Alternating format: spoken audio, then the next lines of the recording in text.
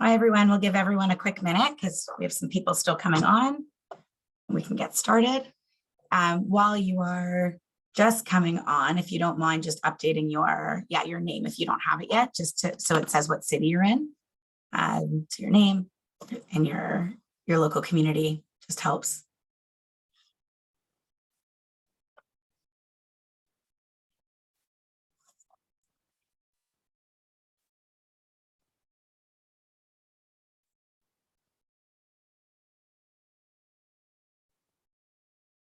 Okay, we'll give everyone just another little bit.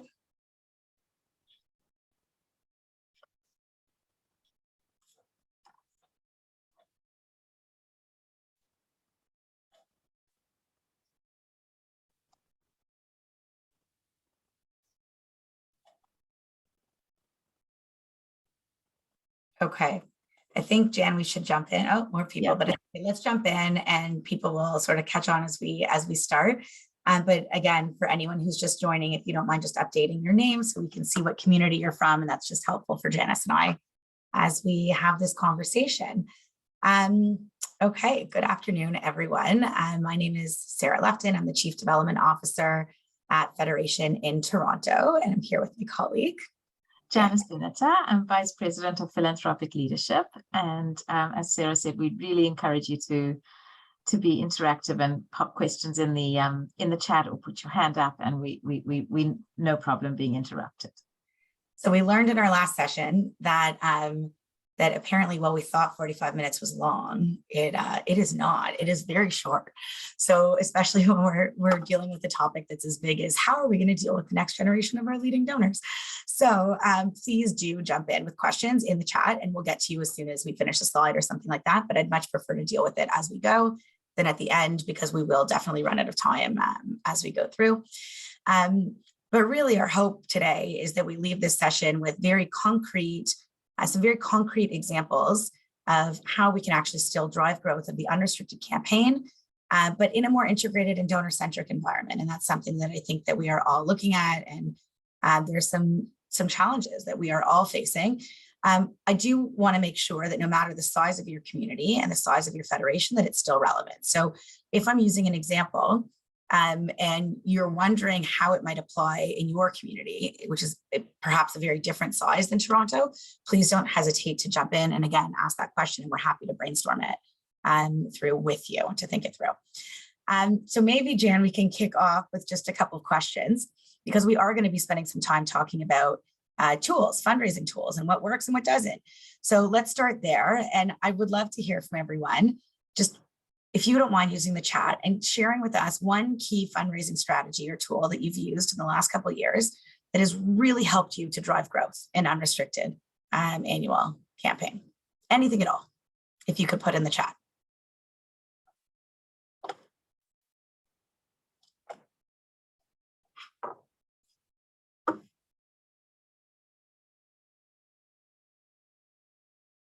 Supplemental giving, okay.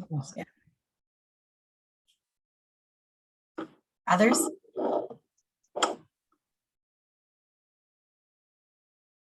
One thing that's really worked, a tactic, a strategy, anything you want to share.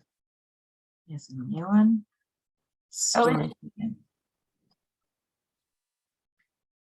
How, yeah, exactly. I mean, really, many people have said that really COVID was a very, very clear example of the benefit of collective giving and the federation model. Matching gifts, yeah, matching gifts still work, I tell you.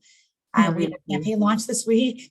We announced, and we have donors calling who are sophisticated donors, and they're calling and they're saying, can I still get the match if I make an increase now? And like, yes, it's great. Definitely. So I think it's great. Yeah, I agree. So again, you're seeing here a theme. So people who have given to specific emergency campaigns, and like, how do you actually transition those back into unrestricted campaign, planned giving? Janice, that one's for you. Janice is like a superstar planned gift fundraiser. Oh, look at that. Going back to just plain listening, probably the most donor-centric tool we have available to us. So yes, fabulous. Okay.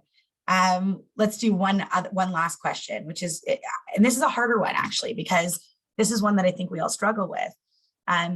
if you're anything like us in Toronto, we are spending a ton of time really looking at the ROI on where we're spending our time, right? Events that we're planning, fundraising strategies, we're spending money on all sorts of different things. It could be a direct mail program, it could be online fundraising, it could be an event.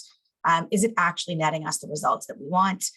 We're being, frankly, much more critical of everything that we've done in the past. So that's what I'd like to ask now, which is just, is there a fundraising tactic or a strategy that you've stopped or you've decreased because you don't think it's as effective as it once was?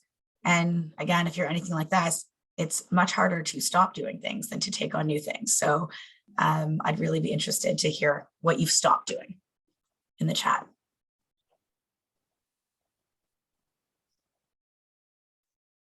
Yeah, so funny. The last one, yeah, Jan. The same one. We just had our Super Sunday this past Sunday. But Super Sunday was the first thing that someone wrote in the last session too. So it's really interesting. We stopped ours and then we brought it back this year. So I'm happy to talk about that too. Fewer events. Okay, interesting. And fewer promo items. Yes, more money available for other things. Feel bad for all the companies that are producing promo stuff, because honestly, I think like everywhere in the world, people have stopped purchasing many of those things. Yeah. Okay, please continue to populate them. We'll keep going, but I'd love to still see the responses as you put them in, at least for the next few minutes, because I think they're really relevant. So today, as I said, we're really going to, oh, interesting. So stop lunches with donors. I want to come back to that and understand that. Sorry, but we're going to spend time today really looking at how we drive philanthropic growth. And one of the things that I wanted to mention at the outset is we have had in the Federation system a very specific view of community priorities and how we fundraise for community priorities. And that being said, or I should say that said, we focus, traditionally speaking, on the unrestricted annual campaign, and we use that as the primary vehicle to raise money for community priorities. But of course, there may be other ways to raise money for community priorities outside of the unrestricted annual campaign, especially when we can't scale the unrestricted campaign at the same pace that we can perhaps bring in money in other ways. So that's what we're going to talk a lot about today. Specifically, Janice is going to spend some time talking about the challenges and the circumstances that really compelled us to make some significant change in Toronto. I'm going to talk a lot about moving towards a donor-centric model of development and what that means, and looking specifically at a few of these integrated fundraising strategies that drive growth. Specifically, what we're doing with supplemental and transformational giving. Janice is going to talk about leveraging opportunities for integration with the Jewish Foundation. And we'll talk about enhancing donor engagement and volunteerism and mobilization. And I should just note one other thing with respect to our model, because everyone has their particular frame of reference. And for us, we are a fully integrated fundraising department, and that includes the Jewish Foundation. So any comments that we make, just please keep in mind that the Jewish Foundation for us is a part of the Federation. And so donor advised funds are accessible to us, where we can sit and work with fund holders to distribute to community priorities. So certain things might be easier in a model that's fully integrated than where the foundation is an external partner. But you can still, I think, there's still a lot that can be done, even if it is an external partner. And our model that we worked on was with the annual unrestricted campaign in mind as being the prime campaign as always, and I know it is for all of you, but with that in mind, we hoped to grow our annual campaign. You'll see some results later that indeed we took this on as a really optimistic challenge, this change that we're about to talk about, not negatively but positively, and it really did prove to be worthwhile. Amazing. So Jan, over to you to talk about. So our challenges that we faced that are not. Do you want to share the screen, Sarah? Or we don't really need to, right. But you can. No problem. As I'm changing slides and didn't. That's okay. Give me 1 second. Let's see you. All right, guys, hold on. 1 second. Okay, do we see it, Janice? And I'll just. We do now. Goes. Okay, so you're right on. Perfect. Okay. So we were looking at the challenges that would compel us to take action and make some changes in our community. And what's facing us and everybody else around the world, particularly in North America, is this massive transfer of wealth. I'm sure many of you know the statistics, but in the next 25 years, $68 trillion will be passed between generations. It's the largest in our history. And the challenges that we were dealing with family members, if we're looking at the leadership gifts, the 10,000 and over, many of those topper gift families were matriarch and patriarch, one or two decision makers, and it was possible with one staff person. But as the years have gone by, there are now 4 children with their spouses. In some cases, it's 8 family decision makers, which really poses a challenge for us resource-wise and actually how we approach the donors. Another challenge is the increase in competition for philanthropic dollars, both inside the Jewish community and from the broader community. And of course, this results in an increased need for stewardship, personalization. It was a theme, a common thread coming forward in our challenges to see everything about it seemed to be that we need to get more personalized. The trend towards directed giving, targeted giving, along with specific outcome measurements and expectations, we realized that we couldn't operate in exactly the same way. We were just faced with too many opportunities where people we're looking at more opportunities than just the annual unrestricted campaign. And so we put a lot of energy, we were looking towards putting energy into real priorities, but realized that we can't continue just to have the one bucket of giving. More desire for hands-on opportunities. There's a real need developing with our donors to have different opportunities to feel connected to UJA. Some cases that require, we thought we were asked for curated special opportunities, and we became more and more aware that a variety of opportunities were needed. We have created some unique opportunities for the top end families, for bigger families, and we have but we were just faced with this need to have the opportunities. Recognition, the most challenging of all and not simple, but we were hearing from donors, I'm sure you have too, that they write a check to UJA. One might be towards a capital gift or a transformational gift or some other aspect of the organization, but being only recognized through the annual campaign.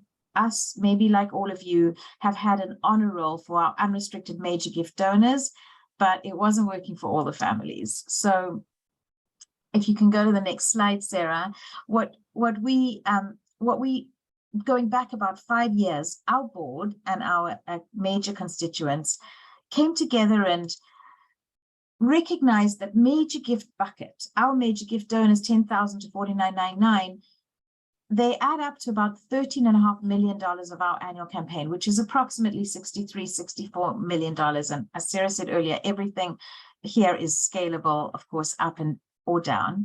And our major gift households were about 720 major gift donors. And we know and knew that these major gift donors had much more potential.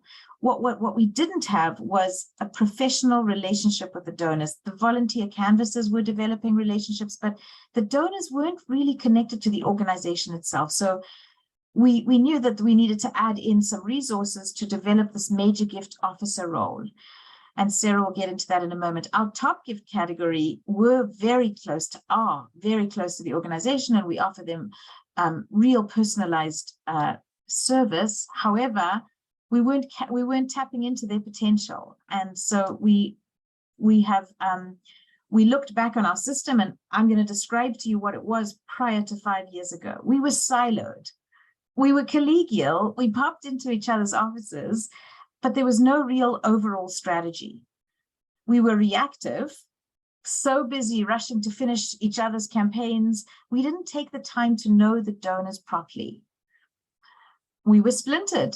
Our husbands were with one staff person, wife with another, kids perhaps with a different department. We didn't look at it holistically. Sometimes we had a department of capital campaign, the foundation, one staff person responsible for that, and a family member would be making a gift to the capital campaign. Perhaps at the same time, their wife would get a phone call from the annual campaign to make the gift. And it was one size fits all. It was all about us. And we did the same stewardship, same thank yous, very little about what the donor actually needed. And it was way too transactional. So Our proposals were very formalized, and we're looking now at, and we have now taken the brave step of doing a much more individualized and personalized system. So, sorry, apologies, I was on mute. So the change. So let's talk a little bit about the change. And I should say at the very outset, it can take years and years to change, to become more integrated. And the very first step is actually acknowledging that we might have to change based on donors' interest and donors' behavior. So, literally starting 8 to 10 years ago, our federation, our lay leaders, our senior, like our most philanthropic families, our CEO at the time, all of these different components of the federation started to have these conversations of, what do donors actually need from us? What are they looking for? And we started to recognize that we were leaving a lot of money on the table just by having the annual campaign and the annual campaign alone. People had a budget, a philanthropic budget for their unrestricted giving, and people were looking to make a specific impact in certain areas over and above. And even in the business world, language was changing to be much more focused on outcomes measurement and specific results and, reporting and all of these things. And in philanthropy, it's no different.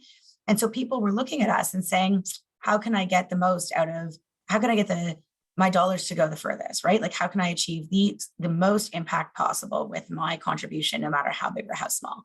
And so we really had to start looking at things from the donor's perspective. And that really is what donor-centric fundraising is.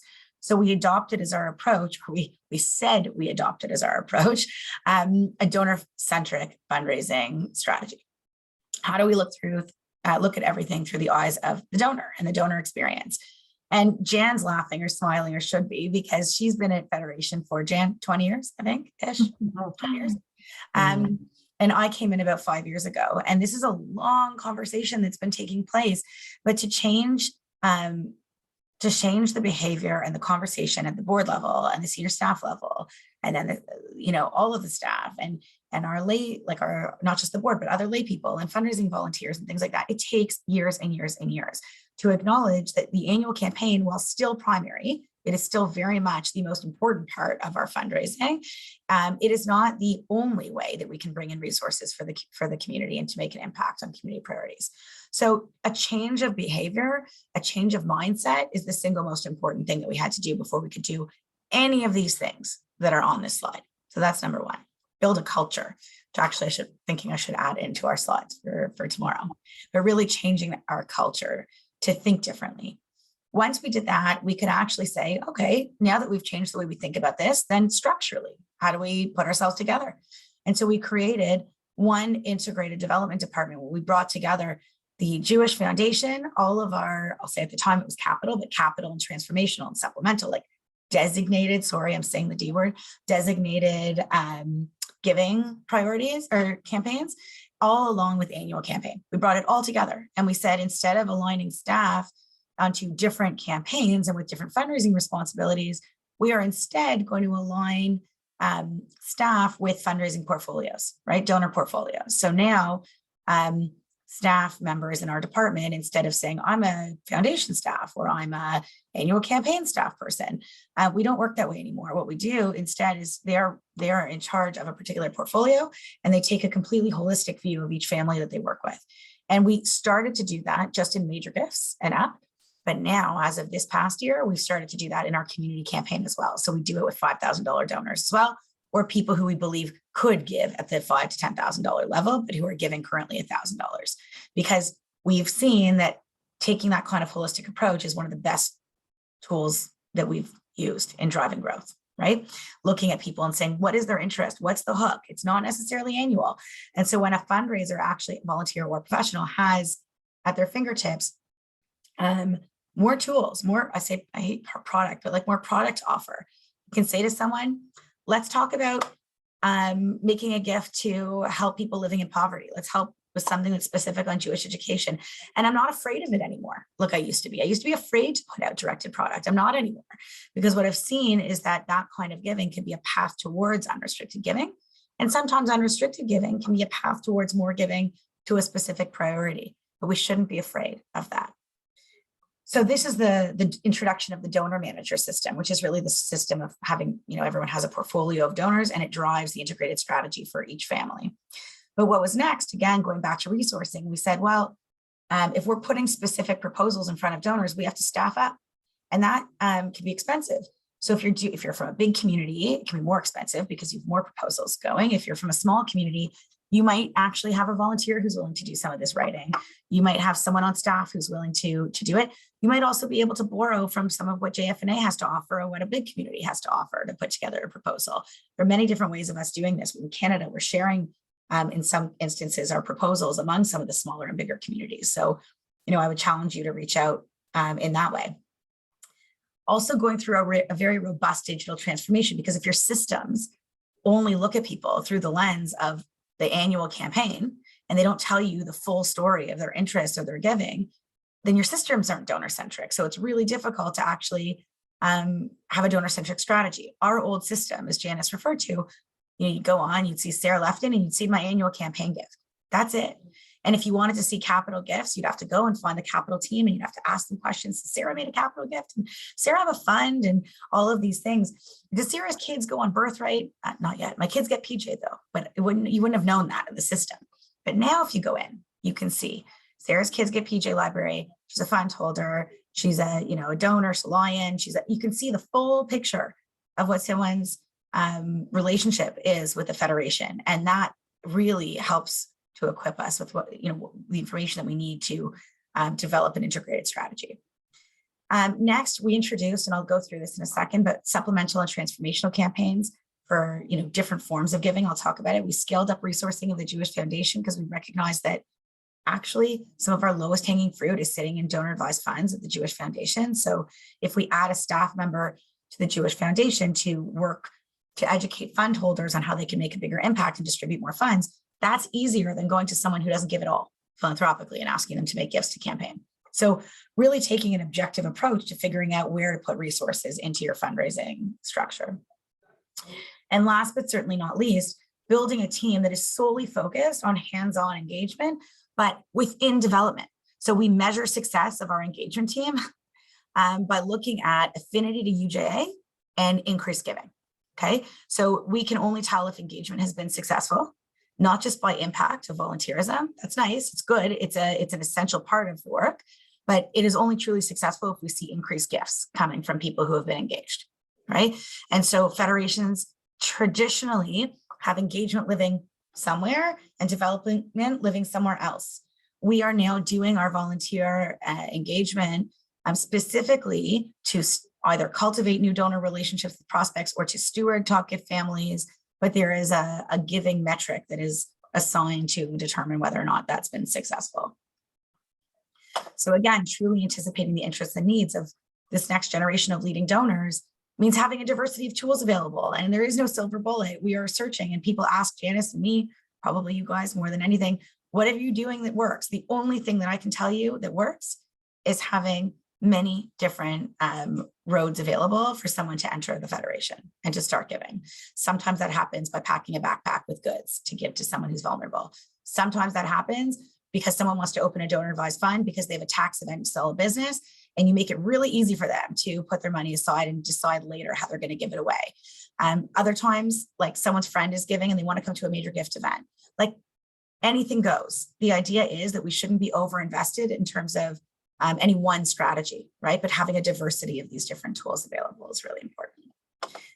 Any questions before we do a bit of a deep dive? Okay. So we'll jump in a little bit more here.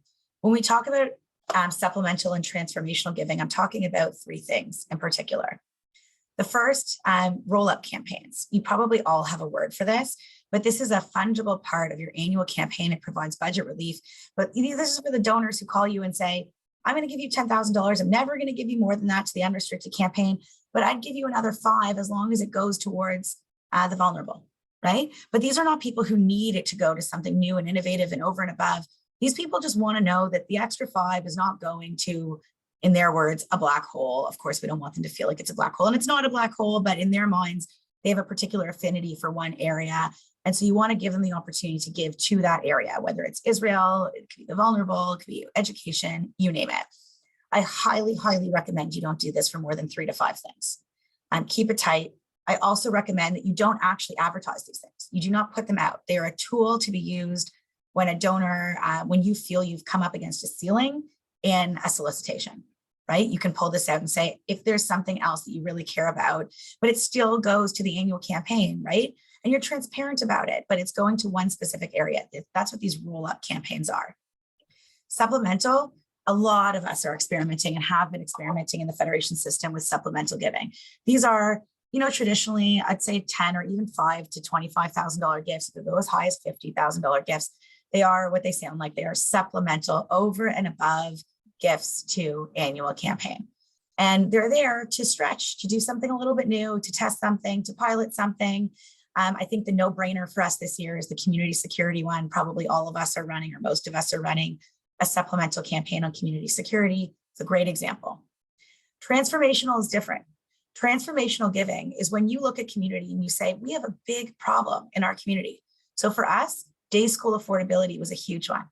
We knew that we could increase day school enrollment significantly if we could raise an extra $180 million in a fund that would spin off scholarships for middle income families. Our data told us that. We can't do that through the annual campaign. It's just not possible to raise that much money. And so we knew we could do it if we set up a separate endowment fund. So we now look at these transformational giving opportunities as another way to achieve impact on community priorities that traditionally would only be dealt with through the annual campaign. So we now have a fund to help vulnerable Holocaust survivors. And we're looking to raise $20 million there. We are just finished raising a transformational campaign to build a new Holocaust museum. We are just in the process of wrapping up a $350 million capital campaign to build new JCCs and new properties around our city where the Jewish community has moved to. As I said, $180 million for this Jewish education initiative. Now, it doesn't have to be that high. It might be $2 million for you. It might be $1 million. It might be $500,000. The point is having some sort of big designated transformational campaign that can make an impact that is exciting to donors. So they want to make a gift over and above their annual gift. And it's been a phenomenal tool for us to increase giving. I should say, and I'll share this when we talk about successes, but these transformational gifts, for so many of our leading families who have increased incrementally, they come up like cost of living every year, every few years, we can go to those families with $1 million ask and they'll make a gift over and above. And it could be 3 times their annual gift because they're looking at this in a very, very different way. So in total, in the last fiscal year, just last fiscal year, we brought in, for context, about $40 million from our top gift families. Those are families giving over $50,000 a year. About 225 families. The same 225 families who give $40 million to the annual unrestricted campaign now give $29 million on top of that for transformational priorities. We have almost not doubled, but we have 75% more money coming in just by making a supplemental ask for a transformational gift. It's unreal. And the percentage increase for the annual, because some of you might ask, is still 2 to 3% with the same leading donors. So it actually hasn't changed it at all. So I just wanted to share that with everyone. And so, Sarah, that boldness that you're talking about is what appeals to the top gift families. The boldness, they trust us. They want to be part of this exciting initiative. And we did not arrive at those transformational campaigns randomly. They actually are community priorities, and they actually are big campaigns that can only run if there's a strong and healthy annual campaign, unrestricted campaign. So it indeed reinforced the value of the unrestricted campaign, and those top and major donors ended up increasing their annual campaign because they understood the relevance of it even more than what they did before we brought these transformational campaigns in. So now we're on to another one of our strategies, which is working with our current major gift annual campaign donors to set up donor advised funds. And we encouraged, it just gives us the opportunity to become their philanthropic advisors because they look to us to help them give away their dollars. We proactively do it. And offer them opportunities that they didn't have before. They used to like impulse give, and they give to people to hospitals and other charities that they were asked to. And here they have the opportunity to develop a relationship with their own philanthropic advisor and give away to priorities that we presented to them. We work with fund holders to make contributions to increase the unrestricted annual campaign. I'll give you an example. We have like a donor who's now really close to us. She came in the door about 5 years ago, introduced us from her financial advisor to open a donor advised fund. She was a $600 campaign donor. And so she gave every year, but she really didn't have a clue what UJA annual campaign was. And so she opens her fund. She started to give away. We developed a relationship, and we had the opportunity to present these. What does the annual campaign mean? What is its relevance? Over the years, course of connection, she's a top donor now. She has a capital gift. We're working on a planned gift for a UJA legacy. And it's just because, you know, we're so connected to each other in every different department. We're identifying prospects from the annual campaign to endow their gifts for future. We're all very concerned about the future. I'm sure UJA legacy is a very strong goal for most federations. Some of us are associated with the Jewish Future Pledge, which is a tool that we're using to encourage and inspire planned giving and future giving to the Jewish world. And we're finding that those annual campaign donors are prime prospects for endowing their gifts, and working with financial advisors, because many of the gifts that come through the Jewish Foundation are tax planning or complicated gift strategies. So we have a robust professional advisors department, and we work closely with them. It's a magical connection and a partnership, and we're able to have more holistic giving aligned with the donor's philanthropic goals. Working with the families on succession planning, again, looking into the future, we are building into their donor advised fund agreements, a succession plan that will allow us as philanthropic advisors and funders to work with their next generations so that they can be connected and involved in their philanthropic giving and take over for community giving to the annual campaign from their matriarchs and patriarchs. And I will say, I'll just add, like, this whole process and experience that we've gone through does require an investment in education for the staff, because you don't have to be an expert in everything, and we still have in the different teams, like, you know, heads of the teams that are more specialized in the education in certain areas. But all of the integrated fundraisers are educated to a certain degree so that they can open the conversation about funds, or vice versa, foundation donors about annual campaign. And it does require some patience and resources to educate the staff so they're comfortable being able to look holistically at their giving patterns. So one other tool that we wanted to share is really this concept of engagement, like enhancing our donor engagement and volunteerism. And I just want to specify how this is different from things I believe that have been tried in the past. I think many federations, have great engagement programs and have also experimented with, I'll say, volunteerism as a strategy. But when we look at volunteerism as a system, for the most part, we gather volunteers and we then send them off to our partners. This is very different from what we've been doing. What we've been doing instead is trying to almost replace an event where someone comes, they hear a guest speaker, and we try to cultivate them through an event. We're actually trying to replace the donor cultivation strategy with a volunteer experience, a hands-on experience. So instead of saying to someone, look, please come, we're going to do a lunch for all donors at the 10K level and up or whatever, and we're going to hear a guest speaker, we're saying, come with your kids. We're going to do a volunteer activation. We're going to go do something together at an agency. We're going to do a hands-on experience, but we're not going to just gather names and then send them to an agency.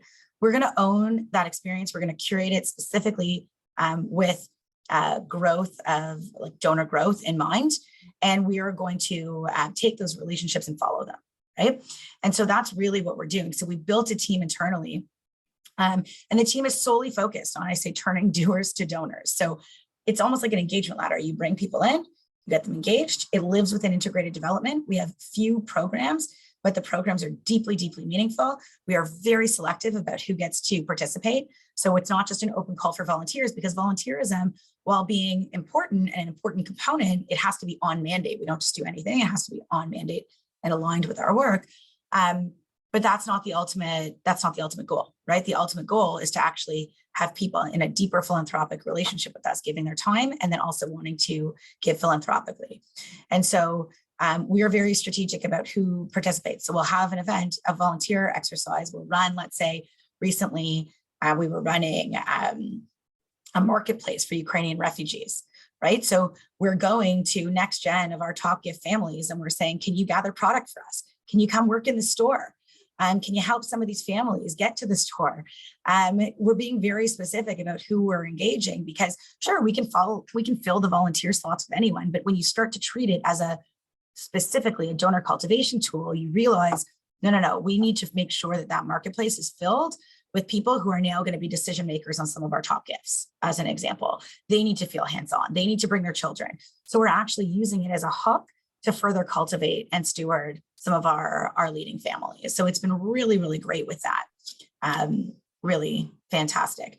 I'd say there are 3 buckets to how we do this. One is the more transactional volunteerism. People come, they pack backpacks with school supplies, they deliver food. It's stuff that many people do, but they do through agencies. This is being done through Federation. That's sort of the first level. The second is, I'll say, leadership development. So we're running cohort programs that can range from 6 weeks to 18 months. So for new grads, as an example, from campus, we run an 18-month cohort for people when they finish at Hillel as campus leaders.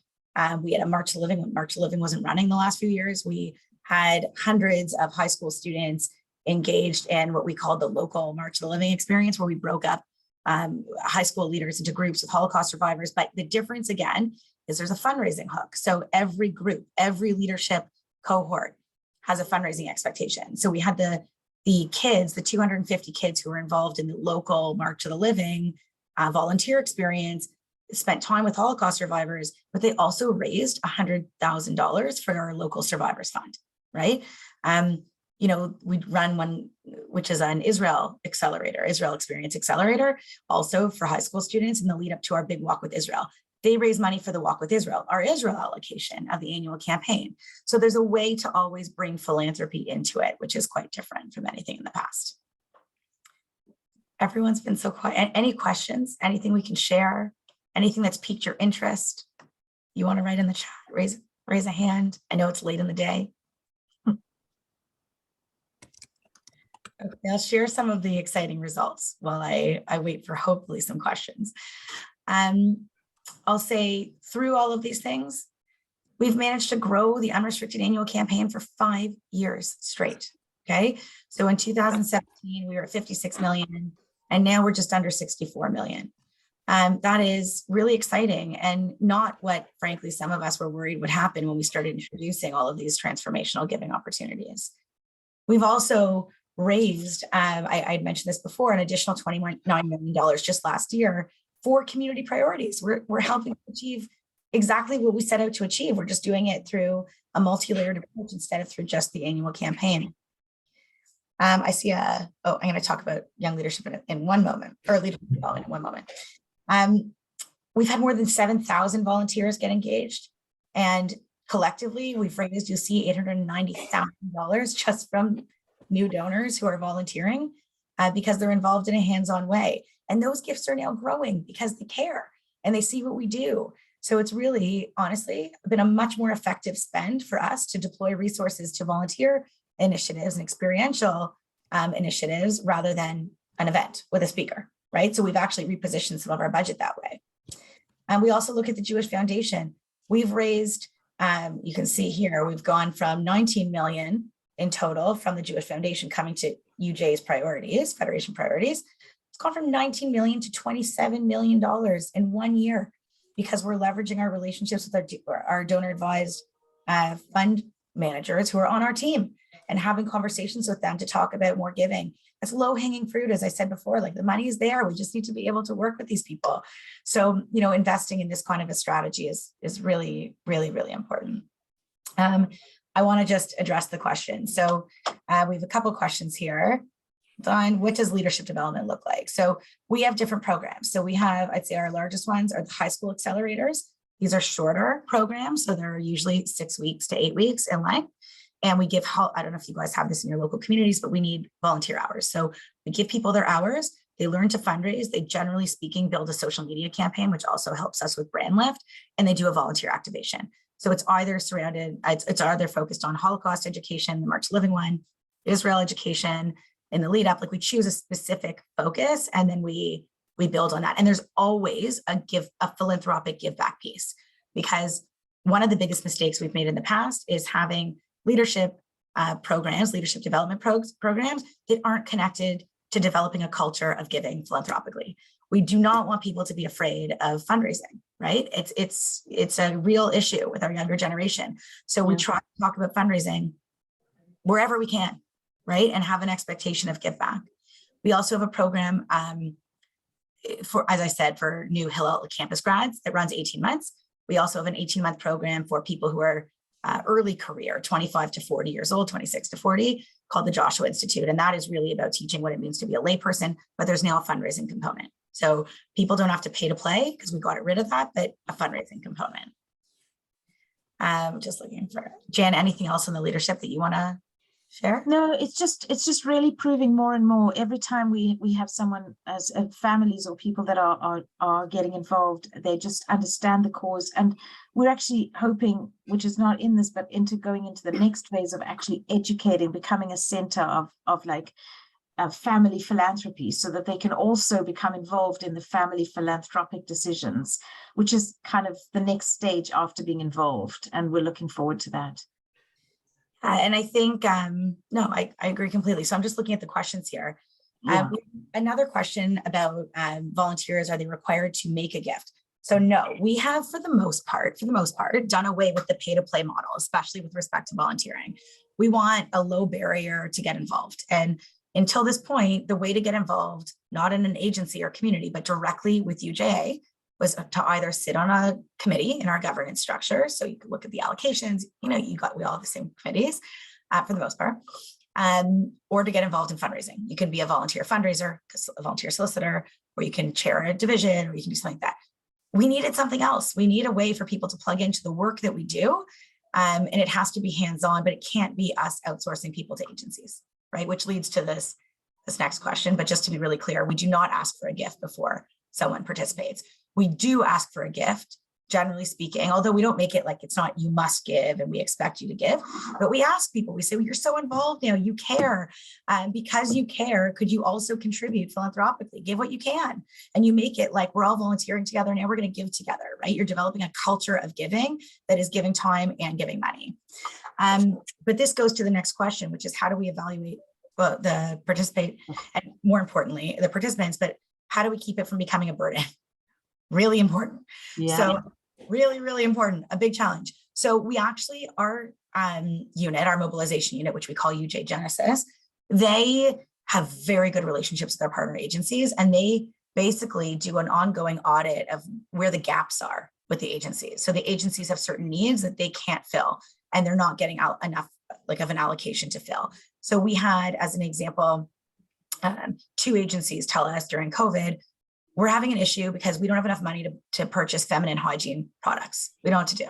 There's this weird gap. We have food coming in and we have, counselors now, but we don't know what to do with this issue. So Genesis ran a drive for feminine hygiene products, and it was with our top gift, Next Gen. And it was this huge thing, and people were gathering products and ordering products. And we did all the work for the agencies. So we, in this case, we set up the depot, our team manages it, and we literally deliver the goods to the agencies. The agencies should not have to do any additional work other than identify the need for us. So it's actually helped us on the planning side really enhance our relationship with our partner agencies, because we fill really important gaps for them. They could call us and say, we don't know what to do. Like, we have enough food to buy, for 250 families for Pesach, but we have 680 families on our list, or, things like that. Anyway, I know everyone has to jump off. But thank you so, so much. I really appreciate your time. I know Janice had to jump off, so I'm closing because she had a big meeting, hopefully bringing a great gift right now. So she's jumped off, but thank you for your time and good luck. And if you ever want to reach out, please, Andrea, I think we're going to circulate our emails, but please feel free to reach out. I'm happy to help. Thanks, everybody. Thank you. Bye.